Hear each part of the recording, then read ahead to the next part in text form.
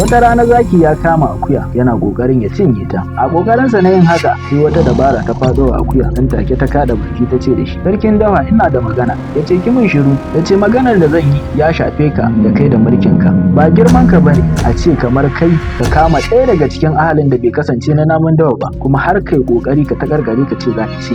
Akuya ta ce kuma daɗin daɗawa ni ban kasance ina da kiba ba. Zaki ya ja da baya cikin isa da takama ya ce kuma haka ne, yanzu me kike so a yi? Ya ce idan ka bar ni na tafi zan je na tabbatar na ci ciyawa na yi kiba, ni da kaina na yi alƙawarin zan dawo kaga sai ka cinye ba tare da girma ya zube ba. Zaki kuwa ya ce haka za a yi. Tunda kura ta tafi har yau bata dawo ba, kurunkus ɗan kan bera. Darasi, wannan tatsuniya tana koyar da mu cewa duk wani aiki na tunani da basira na iya tseratar da ɗan adam daga cikin kowane hatsari. Daga lokacin da bala'i ya fuskance ka, fara nutsuwa da kuma tunanin hanyar da za ka bi domin ka kubuta daga wannan bala'i da ya fuskance ka.